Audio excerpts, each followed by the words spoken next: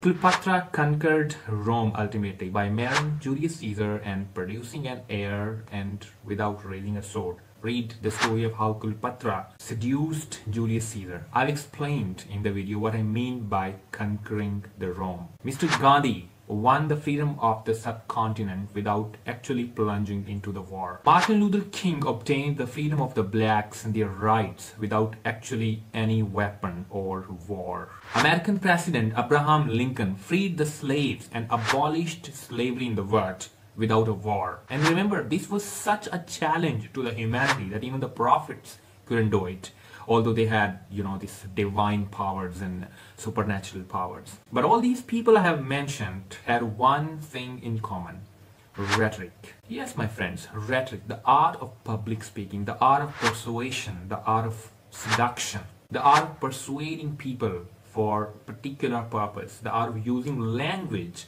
to manipulate the people to play with their emotions and feelings and passions. Rhetoric, dear students and friends, is not only the topic of language or linguistics or literature, but it is also a necessary part of the modern politics of love, of social media and law. Your wife asks you to buy her a suit and you complain her that you had a new suit last month, and remember what she says: "Aap mere janu nahi hai." That is seduction. That is rhetoric. When you don't want to marry the girl of your mother's choice and you rebel against it, remember what the mothers say. तुझे इसलिए पाल पोस के बड़ा किया है, 9 महीने मैंने तुम्हें पेट में रखा इसलिए कि तुम मेरी बात ना माने. That is rhetoric. That is seduction. That is manipulation. And when you want to persuade your girlfriend or your lover or your lady bird for the first time, for the first kiss, remember how you manipulate her.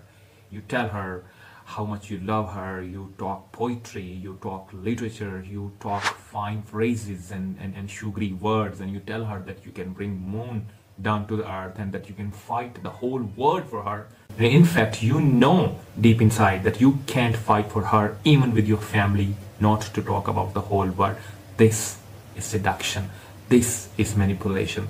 This is rhetoric. Now let's define what rhetoric is. The art of using language effectively and persuasively and seductively to influence others to achieve particular goals and purposes. Obtaining from the ancient Greece, rhetoric has been a fundamental skill in various fields like politics, like love, like war and literature. And probably the most influential pioneer in establishing the art of rhetoric itself was the ancient Greek philosopher Aristotle, the great pupil to the great wise sane man Plato, who defined it as an ability in particular case to see the available means of persuasion. His treatise detailing the art of persuasion on rhetoric is a particular chapter of his book, dates from the 4th century BCE. Cicero and Quintilian were the two great teachers of rhetoric, and they use it a lot more than often in their works. And of course, Aristotle talked about the three most vital components of rhetoric: ethos, pathos, and logos. Now, ethos refers to the credibility or the character of the speaker. Remember, I talked about Martin Luther King. If Martin Luther was a rapist, for example, or a very bad character, or a thief, or some burglar, do you believe that he would be able to do all this? No, he wouldn't be. For a better rhetorical person, you need to have the credibility as a speaker. You need to be trustworthy as a speaker, so that people believe whatever you say is correct and that you never tell a lie. So ethos is an important element of rhetoric. On number 2, he talks about pathos. Pathos is a quality of language that evokes pity and sadness, because the audience must be sad or must feel pity in order to evoke the sentiments or the emotions. Pathos is an element of language designed to play the emotional sensibilities of the intended audience and geared toward using the audience's own attitudes to incite the agreement or action. Third is logos. Now, logos appeals to the reason and logic. So it means that whenever you are talking about something, you need to be rational and logical. Your talk, your conversation shouldn't be in the air. It shouldn't be against the basic common sense of the human being. If you talk about supernatural stuff, if you talk about the things that common people believe are not true, it won't be any good. Logos involves presenting the evidences and the logical arguments, the rationality to support the claim, to support whatever you have to say to the people. For example, a scientist presenting data to support his hypothesis. And of course, the classical writers have discussed the five canons or the principles of rhetoric, of which invention is the first. So invention means the engineering, the generating ideas and arguments. So before you start your speech, you need to generate the greatest ideas possible, to generate the arguments that you can present to the audience, because they have all come there to listen to you. And if you don't have the grip over your ideology, over your arguments, it won't be any good. So invention is the first golden principles of rhetoric. Number two is arrangement. After you have generated the ideas, the arguments, you need to arrange them. You need to organize these ideas in symmetry, in a particular arrangement, so that they could sound sweeter and more logical and rational. Number three is style. Choosing appropriate language and tone and intonation is called style. Now, it's for example, you have cultivated great ideas, but they're not. But your language is not refined. But your style is not any good. So it won't be having that seductive effect it is intended. So style is also important. After that is memory. You have generated great ideas, but you haven't memorized them. So there were, for example, in a speech you have 10 points, but when you were actually delivering the speech, you forgot 5 of them.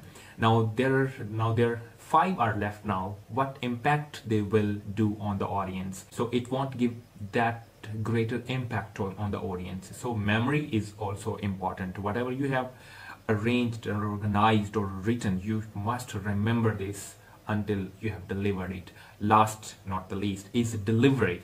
So presenting the information effectively and persuasively is the delivery. You have written a great speech, but if you can't deliver it in a proper tone and intonation and style, it won't have any good impact either. And lastly, there are some rhetorical devices. Remember here, when it's noun, it's rhetoric, but when it's adjective, it's rhetorical, not rhetorical. You have to use the rhetorical devices to enhance the impact of persuasion and seduction. You have to use the beautiful similes and beautiful metaphors and hyperboles and repetition and parallelism and rhetorical questions. But by questions means that you have to engage the audience. You have to make a connection. When you're speaking, you have to make a connection. You have to make a bond with your audience. If the bond is broken, if there is no bond between the speaker and the audience, no seduction is possible. Let me tell you a story here. Once Zulfikar Ali Bhutto was going to deliver a speech. There are thousands and thousands of people in front of him, and now to make a connection, there must be something he's thinking. So he looks at the stage when the audience sitting on the ground, on the floor. And Zulfikar Ali Bhutto looks at the stage where his son Murtaza, his name was, sitting. He says, "Murtaza, who told you to sit on the chair?" And he was stunned. And the children of nations sit on the ground, and you sit on the chair. You come there and sit along with the nation's children. They were clapping. The connection was made. The connection was made. The bond was made. The people believe that he's one of us, that he's us, that his child is like our child. Now the speech was great success, and there was a lot of clapping and connection and everything. Now when they went home, and Murtaza told his mother, actually he complained he told his mother the whole story, that Abba is what the Sindhi people call their fathers. Punished me. She said, what happened? And he told the whole story about how father admonished him, and she asked at the end, who told you to sit on the chair? And he said, Abba. So you can understand from this episode, from this story, that the connection between you and the audience is the most important thing. to make the rhetoric work. Okay, so that was it. If you like the video, please share and like. Thank you very much. And when I said Cleopatra conquered Rome, she actually didn't conquer Rome. She seduced Julius Caesar. So the story goes like this: Cleopatra arranged to meet Caesar. Cleopatra seductively hid herself into a red carpet, and the carpet was presented to Julius. And when the carpet was unrolled in front of him, out of the red carpet came a beautiful, seductive, naked 21 years old Cleopatra, and he fell for her immediately. Later, they developed the relationship. They married and had a son, and so on. She didn't fight with Rome, but she seduced Julius, and so she secured her position and her country and the war and everything.